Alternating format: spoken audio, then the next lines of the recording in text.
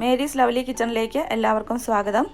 ഇന്ന് നമുക്ക് വളരെ ഹെൽത്തി ആയിട്ടുള്ള മുരിങ്ങയില വെച്ചിട്ടുള്ള ഒരു ഓംലെറ്റ് തയ്യാറാക്കാം.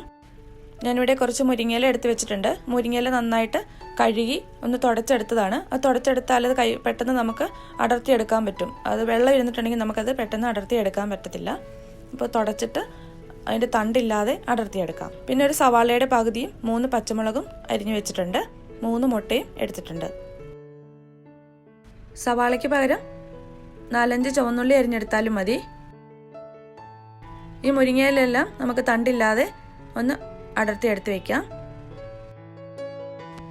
മുരിങ്ങയിലയൊക്കെ നമ്മളിപ്പോൾ എടുത്തു വെച്ചിട്ടുണ്ട്. ഏതാണ്ട് 2 പിടി മുരിങ്ങയിലയാണ് ഞാൻ എടുത്തിട്ടുള്ളത്. ഇനി നമുക്ക് ഈ ബൗളിലേക്ക് മുട്ട പൊട്ടിച്ചൊഴിക്കാം.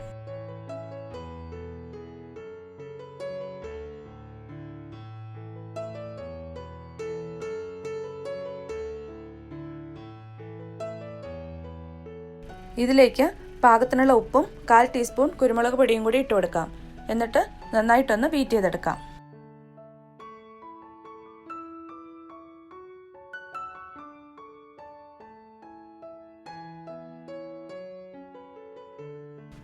ബീറ്റ് ചെയ്തെടുത്ത മുട്ടയിലേക്ക് നമ്മൾ അരിഞ്ഞു വെച്ചിരിക്കുന്ന പച്ചമുളകും സവാളയും കൂടി ഇട്ട് കൊടുക്കാം.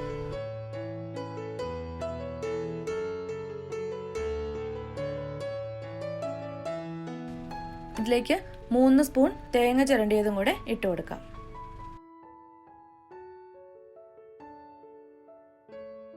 എല്ലാം കൂടി നന്നായിട്ടൊന്ന് മിക്സ് ചെയ്തെടുക്കാം.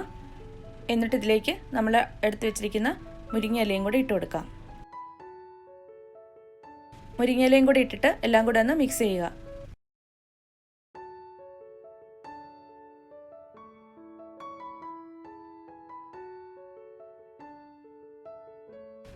ചൂടായ പാനിലേക്ക് 1 ടേബിൾ സ്പൂൺ കോക്കനട്ട് ഓയിൽ ഇട്ട് കൊടുക്കാം. ഞാനത് കോക്കനട്ട് ഓയിലാണ് ചെയ്തെടുക്കുന്നത്.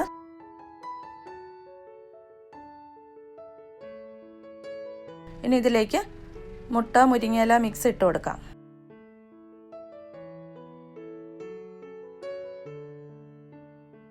സ്പൂൺ വെച്ചിട്ട് ഇതിൻ്റെ മുകൾ വശത്തേക്ക് മുരിങ്ങയില ഒന്ന് നിരത്തിയിടാം. അല്ലെങ്കിൽ അത് ഏതെങ്കിലും ഒരു ഭാഗത്ത് കൂടി നിൽക്കും.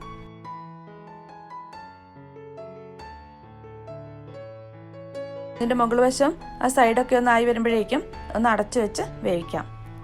ലോ ഫ്ലെയിമിൽ വെച്ചിട്ട് വേണം വേവിച്ചെടുക്കാനായിട്ട്, ഇല്ലെങ്കിൽ ഇതിൻ്റെ അടിഭാഗം കരിഞ്ഞു പോകും. ഇനി നമുക്കിതൊന്ന് തുറന്ന് നോക്കാം. ഇപ്പം ഇതിൻ്റെ മുകൾ വശമൊക്കെ നന്നായിട്ടൊന്ന് കുക്കായി വന്നിട്ടുണ്ട്. ഇനി ഇതൊന്ന് തിരിച്ചിട്ട് കൊടുക്കാം.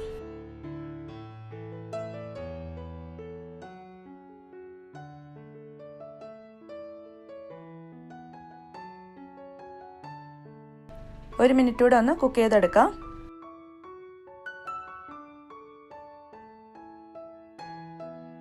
ഇനി നമുക്ക് ഇത് പ്ലേറ്റിലേക്ക് മാറ്റാം. അപ്പം നമ്മുടെ ഹെൽത്തി ആയിട്ടുള്ള മുരിങ്ങയില ഓംലെറ്റ് റെഡി ആയിട്ടുണ്ട്. ഇന്നത്തെ വീഡിയോ നിങ്ങൾക്ക് എല്ലാവർക്കും ഇഷ്ടമായെന്ന് വിചാരിക്കുന്നു. വീഡിയോ ഇഷ്ടമായെങ്കിൽ നിങ്ങളുടെ കമൻസൊക്കെ ഒന്ന് അറിയിക്കുക. പുതിയൊരു റെസിപ്പിയുമായിട്ട് നമുക്ക് വീണ്ടും കാണാം.